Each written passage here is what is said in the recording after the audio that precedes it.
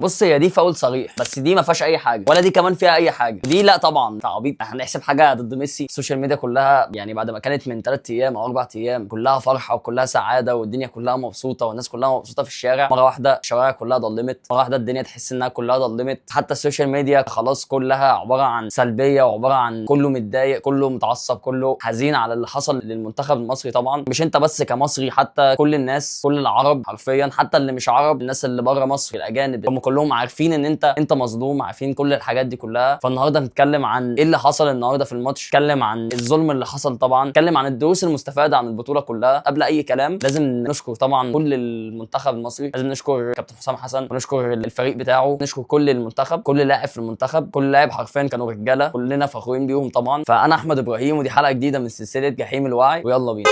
في الاول كده قلت لك مبدئيا هتكلم عن ايه، مبدئيا كده عشان نبقى متفقين، اي حد قصاد ميسي طبعا الحكام هيبقوا ضده. اي حد قصاد ميسي، اي حد ايا كان هو مين، 100% الحكام بتبقى ضده، هي معروفه اصلا، يعني الاسباب واضحه جدا لكل الناس. فمبدئيا كده انت حصل معاك نفس اللي حصل مع الجزائر، نفس اللي حصل مع هولندا 2022، نفس اللي بيحصل مع اي حد هيلاعب ميسي، حتى هيحصل مع سويسرا اللي هتلاعب ميسي الماتش الجاي، وهيحصل مع اي حد هيلاعب ميسي.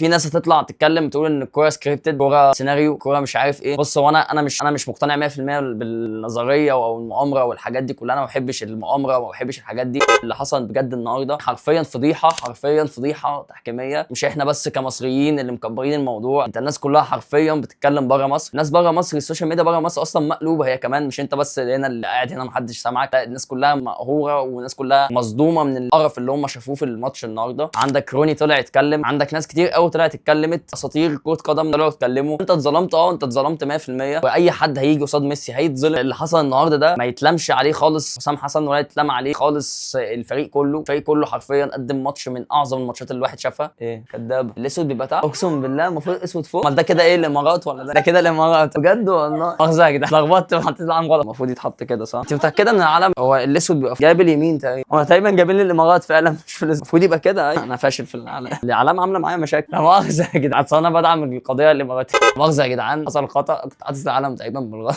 فنكمل بقى، انا كنت بقول ايه بقى عشان انا نسيت. يا الله، قوم اشوف الفار اللي الحكم ما كانش بيشوف. عايز احط بقى هنا صوت اللي هو عدنا. منتخب مصر بجد بلعيبته، بحسام حسن، ما حدش فيهم بجد يتلام عن الماتش ده. انت كنت ماسك ماتش قصاد الارجنتين، قصاد بطل العالم، الدقيقه 80 او 78 انت كنت كسبان، كنت عامل ماتش تاريخي. بس انا كل الفكره انت اتظلمت، انت اتظلمت طبعا 100%، واي حد زي ما قلت لك قصاد ميسي هيتظلم. هولندا حرفيا في 2022 اتظلمت ظلم مع زياده تحكيميه 100%. في ناس، انا عندي ناس صحابي بجد يعني كرهوا ميسي امبارح وكرهوا الارجنتين ومش هيشجعوا الارجنتين، ونازلين شتايم دلوقتي في ميسي وفي الارجنتين، فاهمني؟ الناس كانت بتشجع ميسي من هم عيال صغيره، انت فاهم قصدي؟ ميسي كان المفروض يطرد قصاد الجزائر قبل ما يجيب الهاتريك بتاعه، يعني انت حرفيا لولا ان ميسي ما اتطردش كان ممكن الجزائر تعمل حاجه اصلا. فانت اتظلمت، انت اتظلمت. انا بس كل مشكلتي ان احنا منتخب اصلا غزل، احنا منتخب بيعرف جدا ان هو يلعب اجلي فوتبول. انت بتعرف تلعب اجلي فوتبول، انت بتعرف ان انت تركن الميكروباص بتاعك ورا، تركن ال 11 لعيب ورا، تعرف ان انت تعمل حاجه زي كده. وانا ليه ابقى انا كسبان بطل كاس العالم، اوصل للدقيقه 70 او اوصل للدقيقه 80 وانا مش مقفل دفاع، يعني خلاص انا كسبان 2-0، انا خلاص انا مرتاح دلوقتي، ما عنديش اي مانع ان انت ترجع بقى تلعب اجلي فوتبول، تلعب اوسخ كوره، ما عنديش اي مانع تلعب اوسخ كوره. لو تلعب اوسخ كوره ما عنديش مانع، لو حسام حسن نفسه هينزل يدافع ما فيش حد هيبقى عنده مانع حاجه زي كده تحصل. كان بس كل الحاجه اللي انت كنت محتاج تعملها تلعب بقى اجلي فوتبول. ليه؟ لان انت خلاص انت كسبان بطل العالم، فطبيعي في اي لحظه بطل العالم ممكن يرجع، كمان خصوصا ان انت بتلعب ميسي اللي هو حرفيا ابن الفيفا، حرفيا اللي هو بتاعهم. طبيعي هيحصل معاك القرف اللي حصل ده. كان قدامك مثلا ايه 10 دقائق غير 8 دقائق ولا مش فاكر كام دقيقه اللي اتحسبوا اكسترا تايم، انت كان معاك حوالي ثلث ساعه مثلا، انت ما كانش المفروض تعمل فيها اي حاجه غير ان انت تدافع، كله يرجع ورا بس 100%. مفيش حد يتلام، حتى حسام حسن ما يتلامش. بس كان فعلا محتاجين ان احنا نلعب اجلي فوتبول شويه في اخر الماتش بعد الجون الثاني، انت المفروض كنت تلعب اجلي فوتبول شويه. بس انت اتظلمت، انت 100% اتظلمت طبعا. اتلغى لك الجون الاولاني بسبب الفاول اللي هو حسبه، ان المفروض ان في كاس العالم ده كمان اللعب اللي هو اللي بخشونه فير عادي، ما بيحسبوش عليه اي حاجه، بس حسبوا له الفاول. قلنا خلاص ماشي وعديناها ومشينا الدنيا وخلاص، ايه الجون اتلغى الحمد لله هنجيب غيره، وفعلا رجعنا وجبنا غيره وجبنا جون برده جميل جدا. انت مسكت الارجنتين دول طلعت ميتين او مسحت بكرامتهم الارض، بس خلاص يعني هي معروفه، ميسي مش هيخسر، وهتبقى فضيحه كبيره جدا ان ميسي يخسر قصاد فريق عربي، ان ميسي يخسر قصاد منتخب مصر، فاهم؟ شفت صلاح لما واحد اتكلم مع الحكم بعدها قعد يضحك، صلاح فاهم انها خلاص انها محسوبه لميسي. وحتى نفس اللقطه دي فان دايك راح برده ضحك نفس الضحكه دي، كلهم بيضحكوا نفس الضحكه، خلاص معموله لميسي. طب ما خلاص يا جدعان، ما من الاول بقى يا جدعان نخش على طول على كاس العالم، الارجنتين بقى وفرنسا يلعبوا وخلاص، فاهمني؟ يبقى كاس العالم كله بقى نعمله ماتش واحد وخلاص. اقسم بالله مهزله، حاجه زباله، حاجه بجد زباله. والحكم ده ابن ميتين، الحكم ده ابن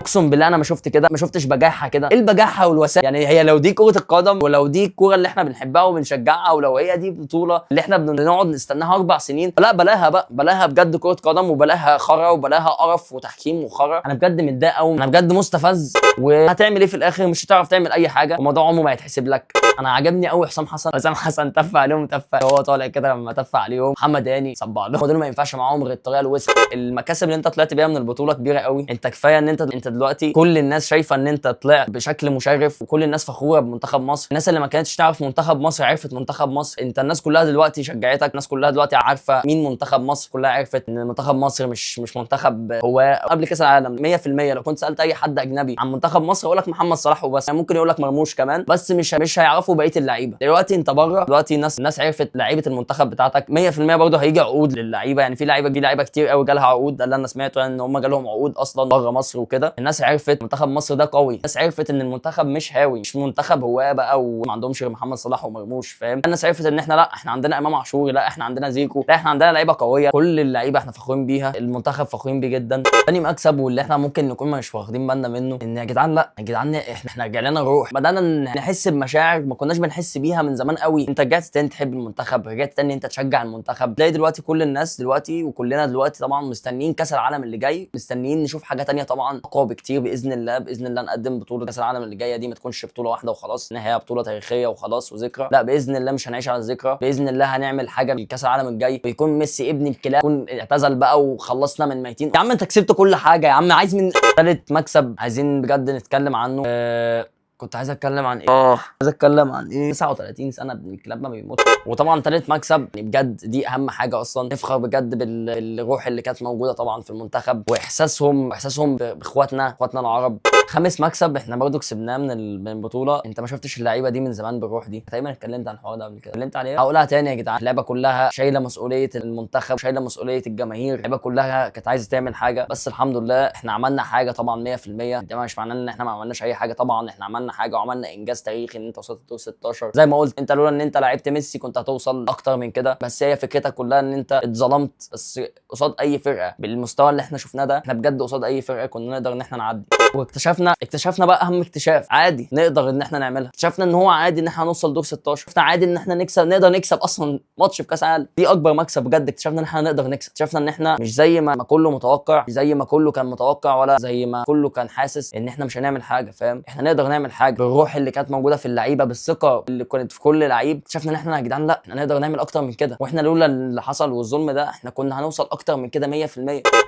زي ما كان الماتش اللي فات، زي ما كان اليوم اللي فات ده كان يوم تاريخي، فالنهارده يوم تاريخي بس علينا. يعني الماتش اللي فات كان يوم تاريخي كفرحه، كيوم مش هيتنسي كفرحه. فالماتش ده برضه يوم للتاريخ بس مش هيتنسي كحزن، كالزعل اللي احنا فيه دلوقتي، كالزعل اللي احنا زعلانينه على الظلم اللي احنا تعرضنا له. اول مره احس احساس اللي انا فيه دلوقتي ده، اول مره احس ان انا كنت الاحسن، واحس ان انا كنت بقدم بطوله احسن، واحس ان انا احسن، يعني احسن من المنتخب اللي لسه كسبان كاس عالم. يعني انا احسن من بطل العالم، بس الكوره ظلمه وان مفيش عدل. انت طالع وانت مظلوم، بس ده احسن بكتير جدا من ان انت تبقى طالع مطاطي راسك للارض، وطالع ساكت عن الباطل، وطالع مغير مبادئك. اتظلمنا بس خلاص مش هتعرف تعمل اي حاجه. مش عايزين بقى نعيش نفس دايره مصر والسنغال، هيتعاد امتى والشغل. فخلاص الماتش مش هيتعاد، ولا اي حاجه من الحاجات دي هتحصل. فخلاص ملهاش اي لازمه ان احنا نقعد نحزق. بالعكس احنا المفروض نفرح، المفروض نحسس المنتخب ان احنا فخورين بيهم اكتر. هنفضل دايما مش هنسكت عن الباطل، هنفضل دايما فخورين بنفسنا، ونفضل دايما فخورين ان احنا عرب. هنفضل دايما منتخب مصر المنتخب العربي اللي بيساند اخواته. هنفضل دايما بنساند اخواتنا ايا كان هنقف قصاد مين. دي احسن حاجه، وده المكسب الكبير اصلا. 200 كاس عالم على 200 الفيفا، على 200 اي حد قصاد اخواتنا. طبعا زي ما قلت لك الفيديو ده نكد او حزين، بس كنت لازم اطلع فضفض. وجحيم الوعي طلعت سلسله ليها لازمه، الاسم طلع واقعي، حاجه انا ما كنتش عليه اكتر من ساعه. 52 دقيقه صورت 52 دقيقه. ما تنساش تعمل لايك سبسكرايب. خلاص يا عم اللي حصل يا عم، بس اعمل لاخوك لايك. كان نفسي فعلا اقول 1-2 كسبت الارجنتين، كان نفسي اقول حاجات كتير قوي. نفسي انزل احتفل، مجهز بقى اللبس والعلم. العلم باين مش عايز شكله يلعب 200 باين ورايا، بس خلاص ماشي.